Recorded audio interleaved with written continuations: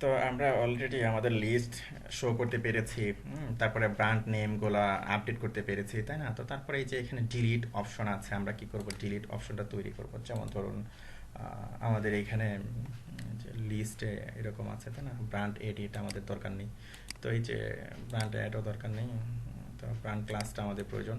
তো ওকে ফাইন। তো এখানে দেখুন আমরা কি করেছিলাম এখানে, এই যে ডেল ব্র্যান্ড আমরা এরকম দিয়ে নিয়েছিলাম। তো ধরুন এখানে যদি আমরা ক্লিক করি, এই যে আমাদের কি are you sure pop up মেসেজটা দেখাচ্ছে। Okay fine. তো এখানে আপনি যে কাজটি করবেন, এই যে ডেল ব্র্যান্ডটা আপনি কি করছেন এখানে ধরবেন।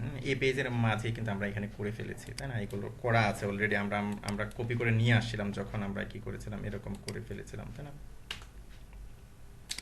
তো এখন ধরুন এই যে কোনটা আপনি পাঠাচ্ছেন, এটা পাঠাচ্ছেন, তাই না? তো এটাকে জাস্ট এরকম স্যানিটাইজ করে নিলেন, কোনো সমস্যা নেই। তো ডেল আমি সাপোজ দিলাম যে ব্র্যান্ড। ওকে, ডেল ব্র্যান্ড আমি এরকম দিলাম। তো দেওয়ার পর ধরুন যখন ডিলিট হবে তখন সে কি করবে, যে এখানে শো করবে, তাই না? ব্লকের উপরে জাস্ট এখানে সে ইয়েটা শো করবে, অ্যাকচুয়ালি মেসেজটা সে এখানে শো করবে। ওকে ফাইন। তো তারপরে এখানে আপনাকে যে কাজটি করতে হবে, যে ডেল ক্যাট বাই আইডি হবে না, এখানে অ্যাকচুয়ালি হবে ডেল ব্র্যান্ড বাই আইডি। আমরা এখানে লিখবো যে brand by ID.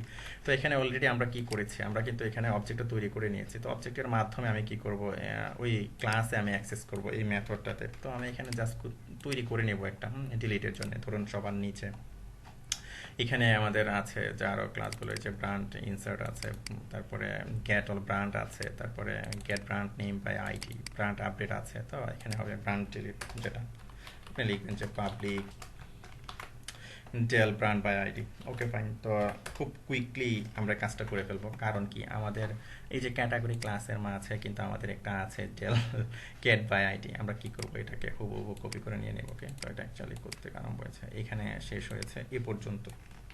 Okay fine. তো একবার করা হয়ে গেলে আপনারা খুব কুইকলি এগুলো করে ফেলতে পারবেন। জাস্ট প্রথমবারই জাস্ট আপনি একটু আপনাকে কষ্ট করে করতে হবে, তারপরে দেখবেন যে খুব কুইকলি আপনি করে ফেলতে পারছেন, আপনার কোনো সমস্যা হচ্ছে না, একেবারে ব্যাক পেতে হচ্ছে না। এটাই সিস্টেম।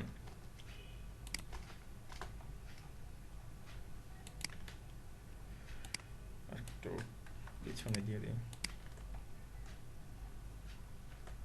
ওকে ফাইন। তো এখন এখানে আপনি কি করছেন, যে ডিলিট ফ্রম থেকে করছেন ডিলিট, এই যে আপনার টিভিএল ব্র্যান্ড থেকে কিন্তু আপনি ডিলিট করছেন, আপনি টিভিএল ব্র্যান্ড দিবেন। তারপরে এখানে আইডিটা কি হবে, অ্যাকচুয়ালি আইডিটা হবে এই যে ব্র্যান্ড আইডি, তাই না? এই যে এখানে যে নামটা আছে অবশ্যই আপনাকে এই নামটা দিতে হবে, ব্র্যান্ড আইডি ক্যাপিটাল আই দিয়ে কিন্তু লিখেছি, অবশ্যই এটা খেয়াল রাখবেন। ওকে, যেগুলো দিবেন। ওকে ফাইন, দিলাম। তো দেওয়ার পর ধরুন এখানে ডিলিট ডাটা যেভাবে আছে, ক্যাটাগরি ডিলিট হবে না, এখানে হবে brand name delete, brand name deleted successfully. অথবা ধরুন আপনি লিখবেন যে ব্র্যান্ড নেম নট ডিলিটেড, আপনি এখানে লিখবেন যে ব্র্যান্ড নেম নট ডিলিটেড। ওকে, তারপরে কি করবে, সে মেসেজটা রিটার্ন করে দেবে। তো মেসেজটা রিটার্ন করে দেওয়ার পর আমরা এখানে আবার ধরবো এটা। তো সব কিছু ঠিকঠাক আছে কিনা জাস্ট একবার দেখে নেবেন। তো এগুলো আমরা আগে করেছিলাম, এগুলো নিয়ে এখন আর চিন্তা নেই।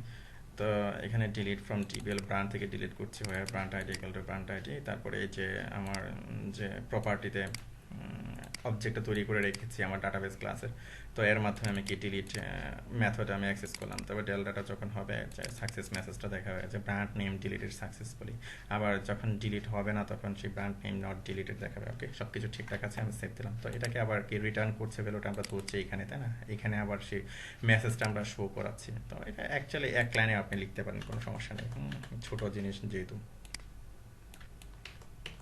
এক লাইনের মাঝে আপনি শো করালেন, কোনো সমস্যা নেই। আমি জাস্ট এক লাইনের মাঝেই লিখলাম। তো তুলনের মাঝে লিখলে অবশ্য দেখা যায়, মানে হাইলাইট হয়। ওকে ফাইন। তো আমি এটাকে সেভ দিলাম। তো সেভ দেওয়ার পর সব ঠিকঠাক থাকলে ঠিকঠাকভাবে রান করার কথা, কোনো সমস্যা নেই। তো ওকে ফাইন।